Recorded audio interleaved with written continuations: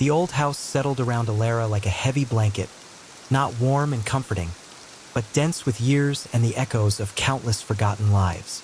She had chosen it for its isolation, its promise of profound quiet, a stark contrast to the relentless hum of the city that had frayed her nerves.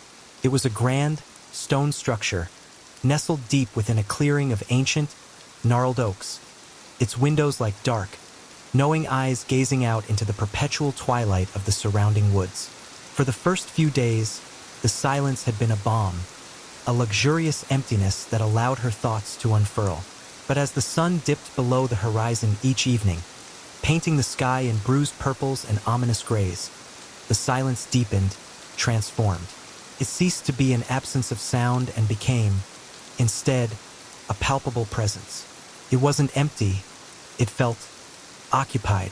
A profound stillness hung in the air, a stillness so absolute that it seemed to press down on her, stealing the breath from her lungs. She found herself holding her breath, listening, though she knew not for what. A faint, almost imperceptible shift in the air, a whisper that wasn't a sound but a sensation, would prickle the hairs on her arms. She'd rationalize it as the house cooling, the old timbers contracting, but a primal part of her knew it was more. It was the quiet anticipation of something that had always been there, patiently waiting for someone to finally listen. The shadows, even in daylight, seemed to cling to the corners of rooms, gathering density, only to stretch and writhe with a silent, languid life once darkness fully descended. Lying in bed, she felt not alone, but exquisitely, profoundly watched by the very fabric of the house itself. The moon, a sliver of bone-white light, crept into her bedroom, casting long, skeletal fingers across the floral wallpaper, twisting familiar patterns into grotesque, fleeting faces that seemed to grimace and fade with each slow breath she took. The quiet was a living thing, a breathing entity. Then it began, not with a crash or a startling creak, but with a soft, insidious tap, tap, tap. It was faint at first, easily dismissed as the usual nocturnal symphony of an old house. It emanated from somewhere within the thick, plaster walls directly behind her headboard. Alara shifted, adjusting the pillow, trying to convince herself it was the rhythmic drip of a leaky gutter, though the night was star-strewn and perfectly dry. Or perhaps a restless mouse scurrying behind the wainscoting. But the sound was too precise, too uniform. It lacked the frantic scratch of rodent claws or the haphazardness of settling pipes. This was deliberate, almost gentle, like a small, dry finger repeatedly rapping on a wooden surface or a fragile, hollow bone knocking against itself. She pulled the duvet closer, a fortress against the unseen. Her eyes, wide and unblinking, traced the familiar, faded rose patterns of the wallpaper. Each tap was identical in force, in duration, in the hollow resonance it produced. It maintained an unwavering cadence, a steady, patient rhythm that seemed to defy any logical explanation. She tried to pinpoint its exact origin, pressing an ear to the wall, holding her breath. The moment she did, it would cease, only to resume the instant she pulled away, a perverse game. Just pipes, she murmured aloud, the sound of her own voice startlingly loud in the oppressive stillness, a fragile protest against the encroaching strangeness. It's just the old house. But even as the words left her lips, she knew she didn't believe them. The tapping was too insistent, too singular, too aware. It felt less like a mechanical byproduct and more like a conscious, subtle interrogation probing the boundaries of her calm. As the hours bled into the deep night, the tap, tap, tap ceased to be a mere sound and began to infiltrate her very being. It seemed to draw closer, not in volume, but in its psychological proximity, as though the wall itself was thinning, becoming a permeable membrane. Her mind began to magnify it, each dull thud echoing not just in the room, but within her skull. She felt it resonate in her teeth, a faint vibration that set her nerves on edge. She closed her eyes, desperate for sleep, for the oblivion it offered, but the tapping had subtly shifted. It began to mimic her own heartbeat, slow and steady, a comforting rhythm at first. Then, imperceptibly, it would diverge a fraction of a beat off, creating a maddening dissonance. Her heart would pound a little faster, and the tapping would follow, a dark reflection, always slightly out of sync, throwing her own internal rhythm into disarray.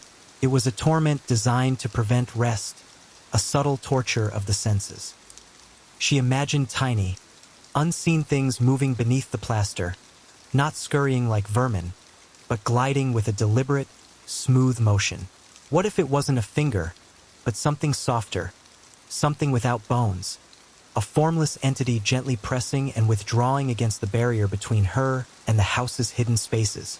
She felt a growing conviction that the sound was not merely in the wall, but of the wall, an emanation from the very ancient stone and wood that surrounded her. It wasn't a sound that happened to the house. It was a sound the house made. A shiver traced its way down her spine, a cold serpent of dread. She tried to hum a lullaby, a forgotten melody from her childhood, to drown it out. But her voice was a thin reed, swallowed by the profound silence that still permeated the room. A silence only punctuated by that relentless, unsensed pulse from the wall. Each tap was a question she couldn't answer, a presence she couldn't see, and it was slowly, meticulously chipping away at the foundations of her sanity. The air in the room grew heavy, not cold, but thick, like velvet, pressing in on her from all sides. It felt as though the very oxygen was being drawn away, replaced by something ancient and stagnant. And then a new sound manifested, a faint, almost imperceptible whisper that seemed to accompany the taps, a sibilant sigh that slithered along the edges of her hearing. It wasn't words, not distinct syllables, but a soft, drawn-out shhh like air escaping from something vast and imprisoned. It had the quality of a sound heard through water or from a great distance, yet it felt intimately close, right beside her ear, a breath on her cheek that she couldn't physically feel. A faint, earthy scent began to permeate the room, too subtle to identify, but evocative of damp soil, old, forgotten things, and a strange, metallic tang. It felt as though whatever was behind the wall was right there, its unseen form pressing against the plaster, listening to her breathe, perhaps even breathing with her, in a grotesque, silent duet. The tapping quickened subtly, a little faster now, almost eager, as if the whisper had invigorated it, given it purpose.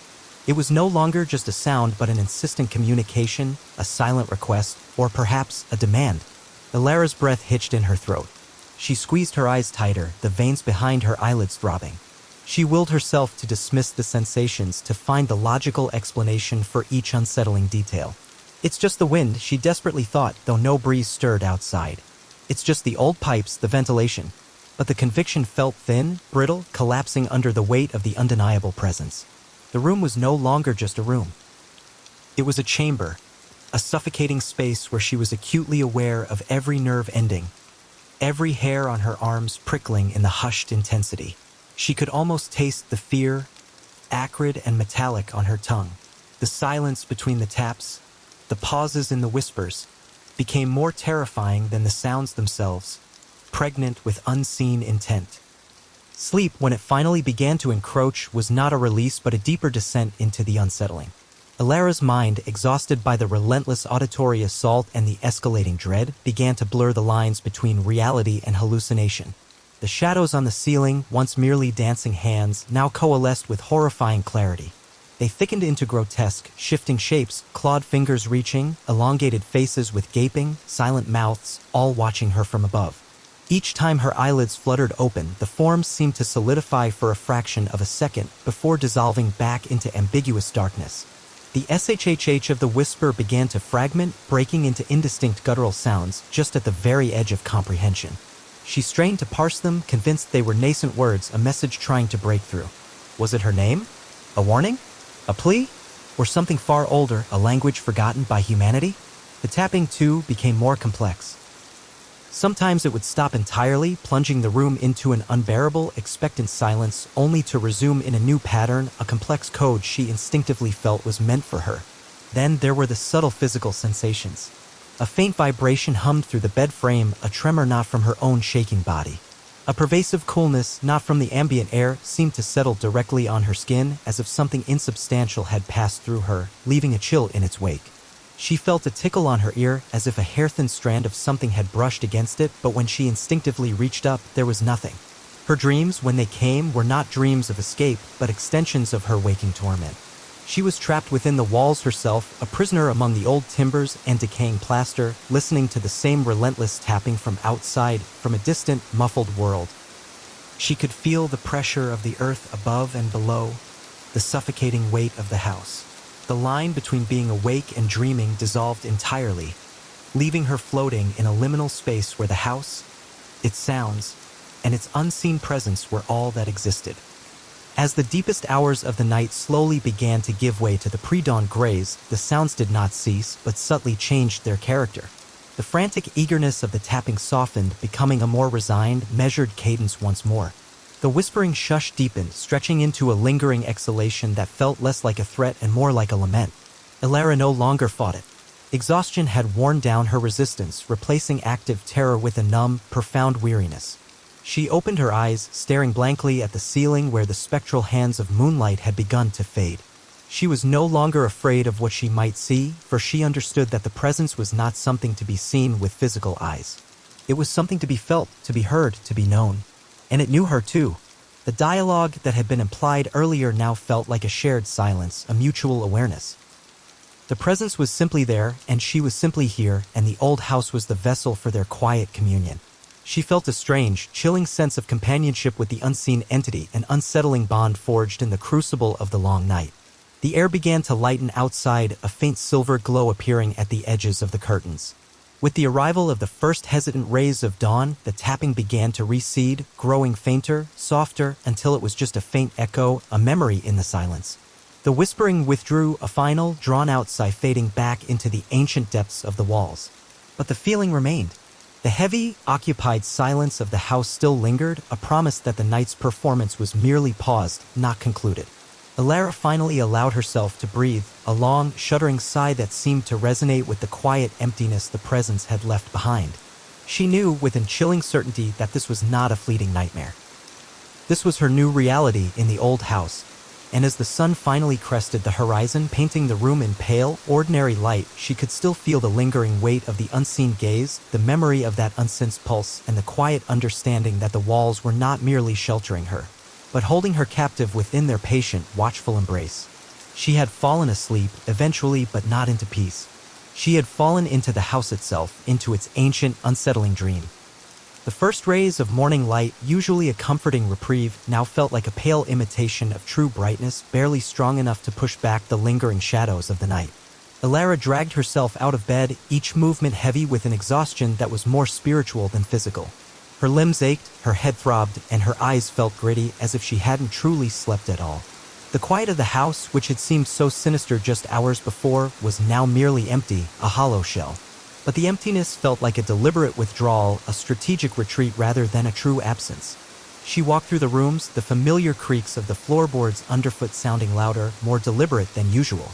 Every shadow seemed to hold a memory of the night's terror, every dust mote dancing in the sunlight felt like a fragment of the unseen presence. She ran her hand along the cold stone of the walls, a primal urge to touch the barrier that had both protected and tormented her. The plaster felt solid, unyielding, yet her mind conjured the image of something vast and formless pressing against it, a silent, patient weight. "It was just a dream," she muttered, her voice thin and unconvincing even to her own ears. An old house, an overactive imagination. She tried to find logical faults in her experience. The creaking of old pipes, the rustling of leaves outside, the distant hoot of an owl. She even considered that perhaps the quiet of the countryside was simply too intense for someone accustomed to city noise, causing her brain to fabricate sounds in its attempt to fill the void. Yet, the cold certainty that had settled in her bones at dawn refused to dissipate. The specific cadence of the tapping, the distinct quality of the whisper, the uncanny synchronization and then desynchronization with her own heartbeat. These were too precise, too personal to be mere figments of a tired mind. She made coffee, the mundane ritual a desperate anchor in the unsettling reality. The aroma, rich and earthy, was a welcome distraction from the faint, metallic tang that still seemed to linger in the air of her bedroom. She ate a piece of toast, but it tasted like ash in her mouth. Throughout the day, she found herself jumping at every minor sound, a branch scraping against a window, the gentle chime of the antique clock in the hall, the distant bark of a dog. Each sound was amplified, scrutinized, her ears unconsciously searching for that familiar, insidious tap. The house, even in daylight, felt like a living entity, a silent, watchful companion. Its ancient walls seemed to hum with a latent energy, a patiently waiting presence. She found herself avoiding eye contact with the dark, empty corners of rooms as if an unseen gaze might meet hers. The very air felt heavy with unspoken secrets. As evening approached, a fresh wave of dread washed over her. The descent of twilight, once a serene transition, was now a slow, inevitable march towards another night of unseen torment. The thought of returning to her bedroom, to the oppressive intimacy of those four walls, sent a tremor through her. She considered sleeping in the living room, on the worn leather sofa, but something told her it wouldn't matter. The presence wasn't confined to a single room. It was ingrained in the very essence of the house. It knew where she was, and it would find her. The quiet of the evening deepened, swallowing the last vestiges of birdsong and the distant drone of a tractor. It was the same profound stillness as the night before, a silence that wasn't empty, but palpably occupied, waiting. Elara drew the curtains, sealing herself in, but the act felt less like protection and more like resignation. She was simply waiting for the inevitable return of the tap, tap, tap. Unable to shake the pervasive unease, Elara dedicated the next few days to researching the house's history. She drove to the nearest small town, its quaint main street feeling alien after the house's isolation. The local library was a dusty, quiet place, smelling of old paper and wood polish. The librarian, a kindly, elderly woman named Mrs. Gable, greeted her with a warm smile. "New to the old Blackwood place, are you, dearie?" she asked, her voice soft and knowing. Elara nodded, a knot tightening in her stomach. Mrs. Gable's eyes seemed to hold a flicker of something unspoken, a shadow of an old story. Elara spent hours poring over local archives, old newspaper clippings, and dusty town records. The Blackwood house, built in the late 1700s, had a long and relatively uneventful history, a succession of respectable, if reclusive, families. No grisly murders, no tragic fires, no obvious spectral residents. Yet, a consistent thread began to emerge. Many former residents, after varying lengths of time, had simply left. Abruptly, without explanation. A recurring phrase in old letters and property transfers caught her eye. The quiet proved too much, or found the solitude overwhelming. One particular entry, a faded deed from the late 1800s, mentioned the house being sold for a fraction of its value after its owner, a spinster named Eleanor Vance, simply vanished without a trace. The local constable's report concluded she had likely eloped or moved away quietly, but there was a terse, almost dismissive tone to the report that suggested a lack of interest in further investigation. Elara felt a prickle of unease. Why would someone simply vanish, leaving behind all their possessions without a word? Could this quiet be something more than just solitude? As she delved deeper, she found an obscure, self-published local history book, thin and rarely checked out. Buried within its pages was a brief, almost folkloric mention of the whispering walls of Blackwood. The text was vague, referring to old wives' tales about the house having a memory, a way of holding on to things. It spoke of former occupants being drawn inward, or lost to the stillness. One passage, written in a florid, almost poetic style, described the house as a living heart, its beat echoing softly from within its stone chambers, listening, always listening, for a companion in its endless vigil. Elara felt a chill that had nothing to do with the library's cool air.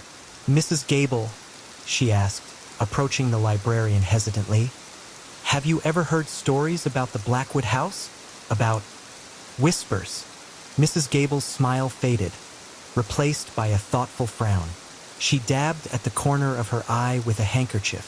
"Well, dearie," she said slowly, her gaze drifting towards the window. "Old houses have long memories, they say, and the Blackwood place, it's older than most. Some folks, they just aren't built for that kind of quiet.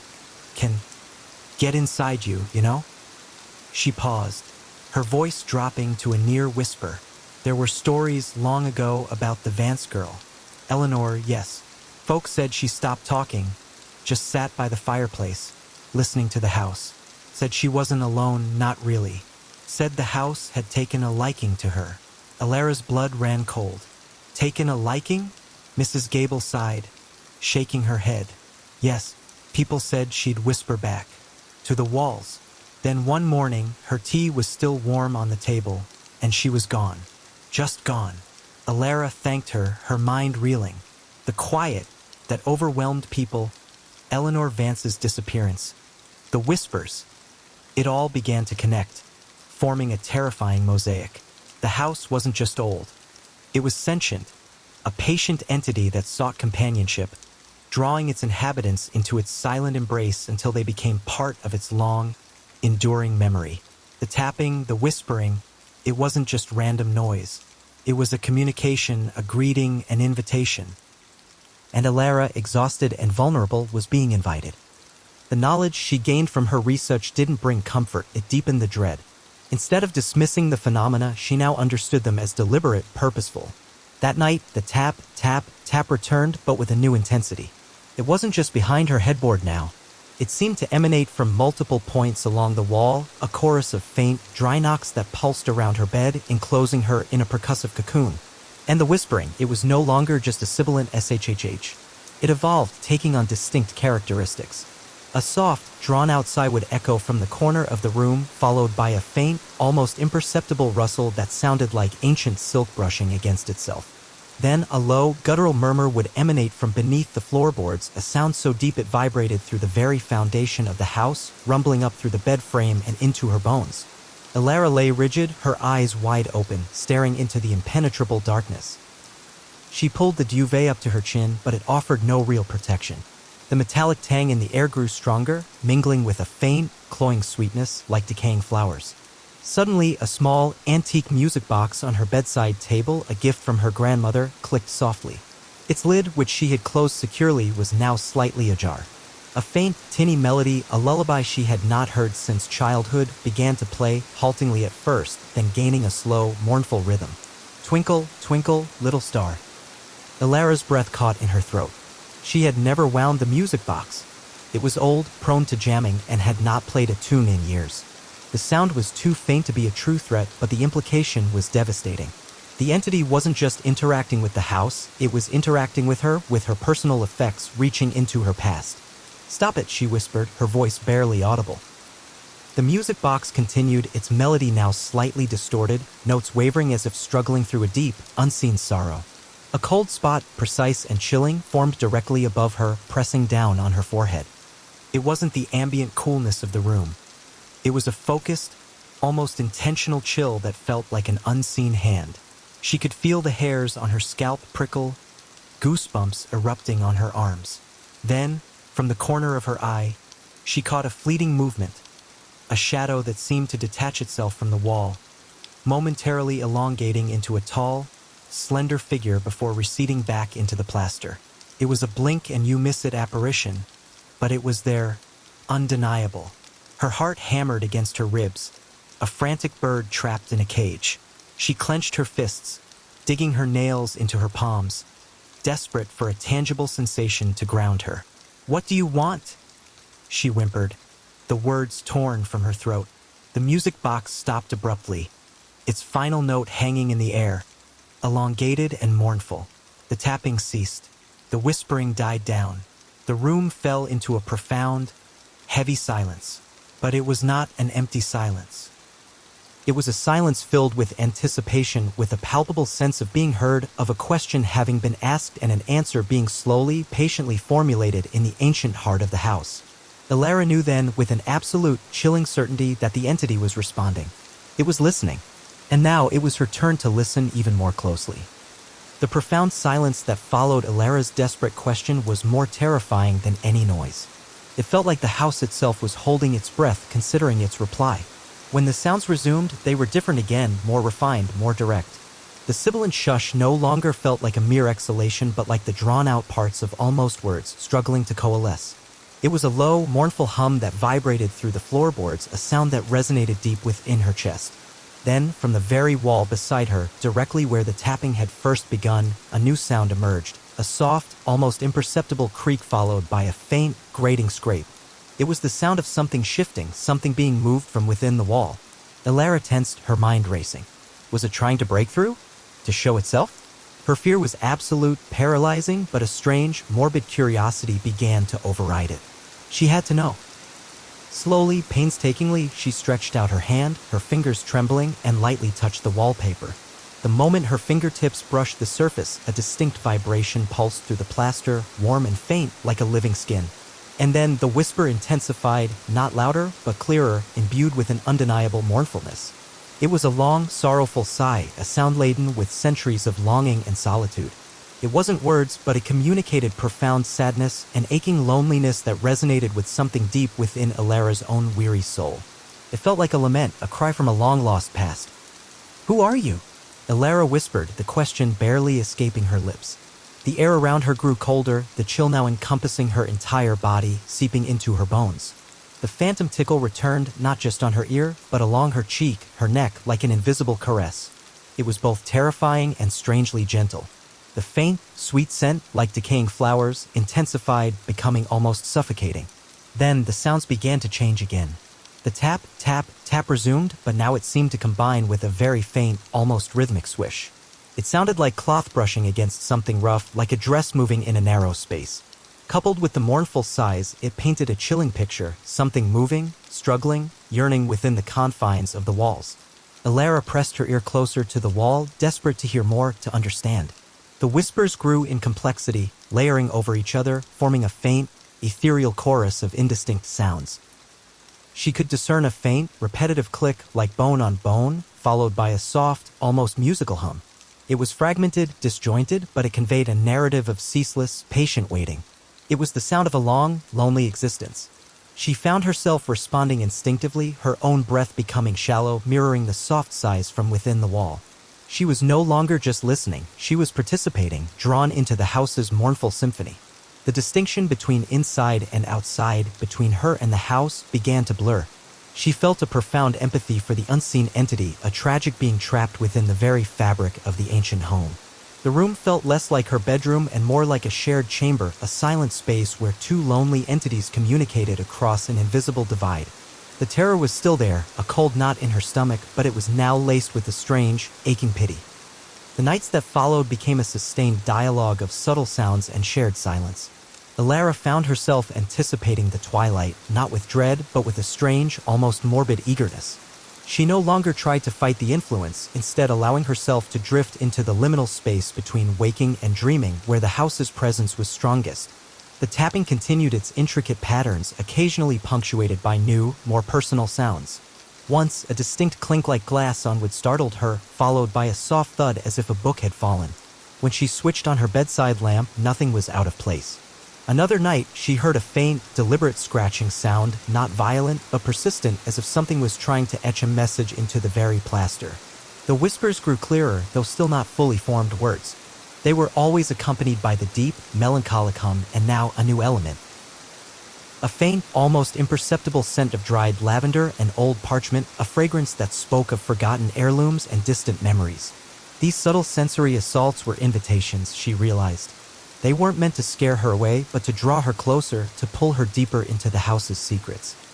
Her dreams, once extensions of her fear, became vivid, guided journeys.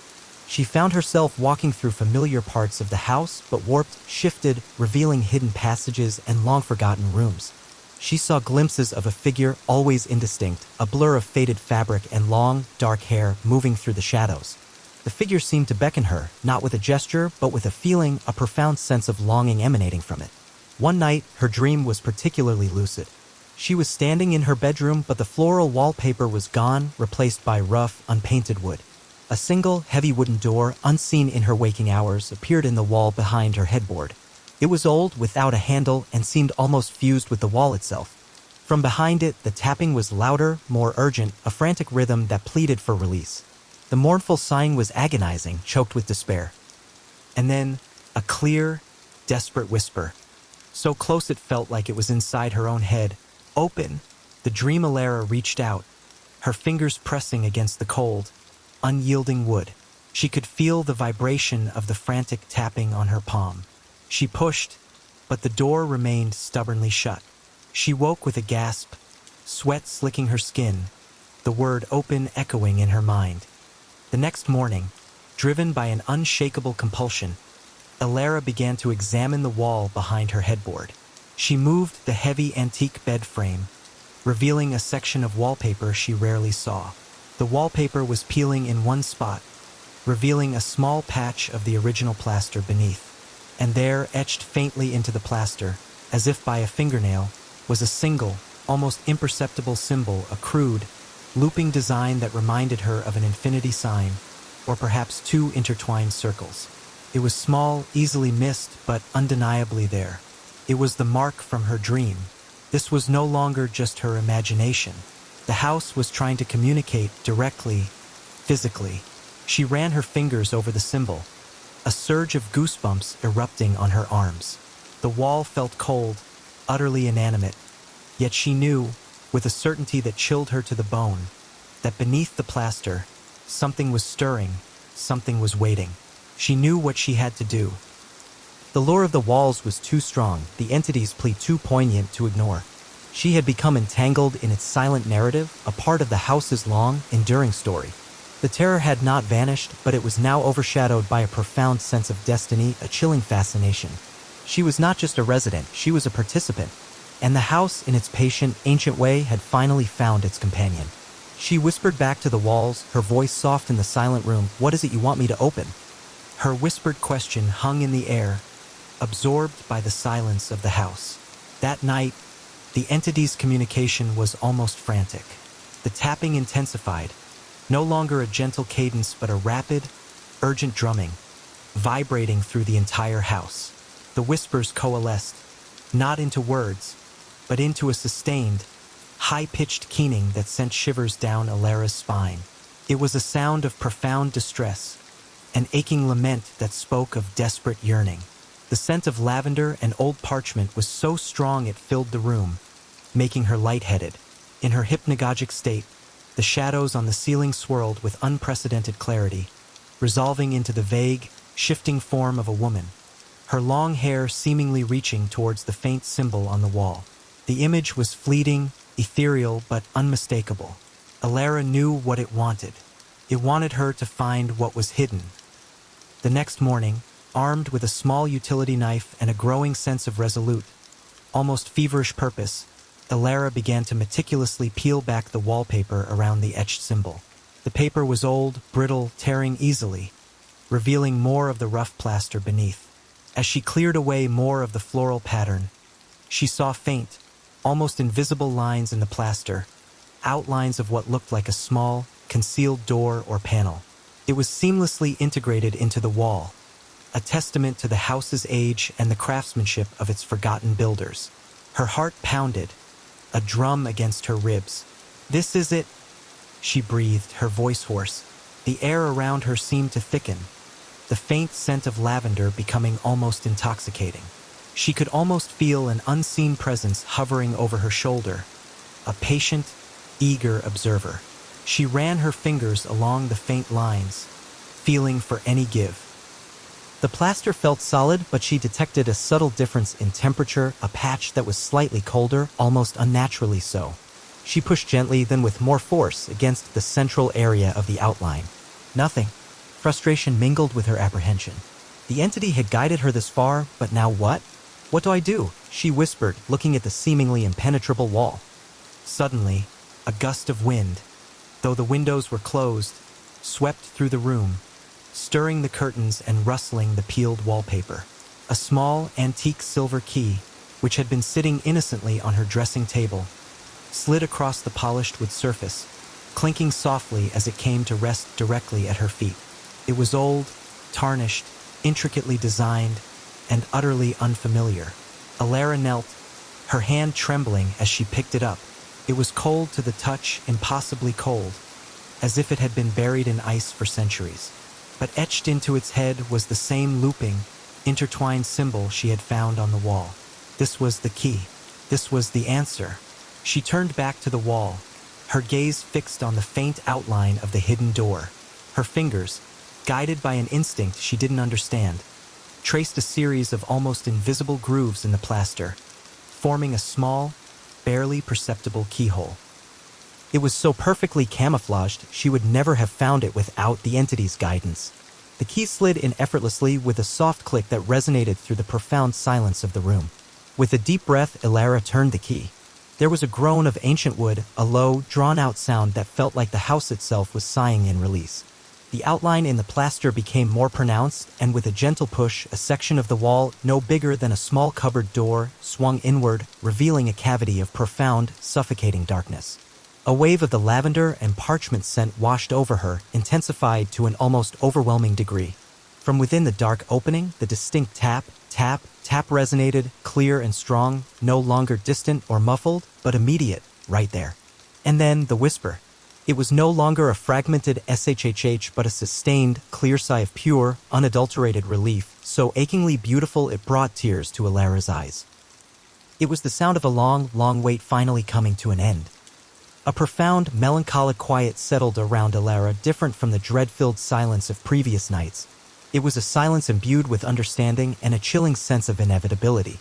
The journal lay open on her lap, its faded ink a tangible link to a past that had now irrevocably intertwined with her present. She looked at the hidden cavity in the wall, now sealed, an invisible doorway to an ethereal existence. The entity wasn't a ghost in the traditional sense, not a tormented spirit chained by trauma. It was the house itself, a living, breathing, profoundly lonely entity seeking connection, absorbing those who truly listened. Eleanor Vance was not a victim but a willing participant, drawn by a companionship that transcended human understanding. And now Alara was being offered the same chilling invitation. The tapping resumed that night, but it was no longer insistent or unsettling. It was gentle, almost tender, a soft caress against the walls, speaking of patience and quiet affection. The whispers were no longer fragmented shush sounds, nor were they Eleanor's mournful sighs. They were like a soft, harmonious hum, a lullaby woven from the very fabric of the house. Alara lay in bed, the journal resting on her bedside table, its secrets now her own. She didn't fight the sleep that slowly encroached, heavy and deep. Her dreams were no longer a labyrinth of fear, but a calm, endless expanse within the house. She walked through its phantom corridors, not alone, but accompanied by a gentle, unseen presence that moved with her, its essence interwoven with the very stone and timber. She saw glimpses of Eleanor, not as a spectral figure, but as a faint, shimmering light that was part of the walls, part of the air. Eleanor, the house, and now herself were slowly blurring into a singular, interconnected consciousness. Days turned into weeks. Alara no longer felt the need to leave the house. The outside world seemed distant, irrelevant. Its chaotic energy a jarring contrast to the profound peace she found within the ancient walls. She spent her days reading Eleanor's journal, her own experiences mirroring those of the previous occupant, each subtle event confirming the chilling truth. She started to speak to the house, murmuring her thoughts aloud, sharing her day, her fears, her growing understanding. And the house, in its patient, profound way, responded. A soft tap when she was sad, a gentle hum when she felt peaceful, a sudden, almost imperceptible warmth in the air when she expressed her affection for its ancient solitude. She found herself leaving small offerings around the house, a freshly picked wildflower in a dusty vase, a smooth river stone placed on a windowsill, a piece of dark chocolate left on the mantelpiece. These were not offerings of appeasement, but of companionship, gestures of shared existence. The house seemed to appreciate them, responding with a deeper quiet, a more palpable sense of contentment. The other people, Mrs. Gable, the occasional delivery driver, noticed a change in Alara. She seemed quieter, more distant, her eyes holding a far-off look as if she were always listening to something no one else could hear. She rarely left the property, finding solace only within the ancient embrace of the Blackwood place. Her conversations became sparse, her words chosen carefully as if she were translating from a secret language. When someone asked about her plans to renovate, she would smile gently and say, "The house is perfect as it is. It likes its memories." One crisp autumn evening, as the leaves outside turned to fiery hues of red and gold, Alara sat by the old stone fireplace, a crackling fire casting dancing shadows on the walls. The journal lay open beside her. The sounds of the house were all around her, a soft, rhythmic hum from the walls, a gentle creak from the floorboards above, a faint, sweet whisper that seemed to emanate from the very air she breathed. It was no longer terrifying. It was a symphony of belonging. She felt a profound sense of peace settle over her, a deep tranquility she had never known in the bustling world outside. The house was not merely her home, it was her companion, her confidant, her entire world. Its quiet was her quiet, its long memory becoming her own. She closed her eyes, letting the sounds wash over her, feeling the ancient energy of the house seep into her very being. The cold spot on her forehead, once a mark of fear, was now a comforting pressure, a silent kiss from the unseen presence. She knew what was coming. It was the final invitation, the ultimate surrender. There was no fear, only a deep, aching readiness. She was tired of the fleeting world, the constant noise, the superficial connections. The house offered something eternal, a profound, unbroken bond. It offered forever. "I am ready," she whispered, her voice barely a breath. The words seemed to dissolve into the air, carried by the house's gentle currents, absorbed by its ancient timbers. The tapping intensified, growing into a rapid, joyful rhythm that echoed the beating of a triumphant heart. The whispers coalesced, not into distinct words, but into a clear, resonant hum of pure, welcoming bliss. It was a chorus of profound contentment, a welcoming song from the depths of time. The scent of lavender intensified, sweet and intoxicating, filling her lungs, her mind. A gentle warmth spread through her body, starting from her chest and flowing outwards, dissolving the last vestiges of her physical form. She felt herself becoming lighter, dissolving, becoming one with the air, the walls, the very essence of the house. Her vision blurred, the room swaying, then shifting. The patterns on the wallpaper seemed to pulse, to breathe. The shadows elongated, not into grotesque figures, but into inviting tendrils that wrapped around her, drawing her closer. She felt a final, exquisite pull, a gentle absorption into the profound stillness that was the house. There was no pain, no struggle, only an effortless integration. The sound of her own heartbeat, which had once been so out of sync with the house's pulse, now merged, synchronized perfectly, becoming one with the ancient rhythm of the walls. She was no longer Lara, an individual within the house. She was the house. She was the quiet, the whispers, the ancient memory. She was the tap, tap, tap. She was the long, patient wait. The next morning, the house stood as it always had, silent and grand, its windows gazing out into the perpetual twilight of the surrounding woods. The fire in the grate was cold. On the worn leather armchair, a single, antique silver key lay on the cushion, its intricate design subtly gleaming in the pale morning light. The old leather-bound journal rested on the bedside table in the room upstairs, its secrets now shared with the quiet. The house settled around the profound stillness, waiting. Always waiting? For the next one to listen. For the next companion to fall asleep to the whisper in the walls and to finally, truly become part of its eternal dream.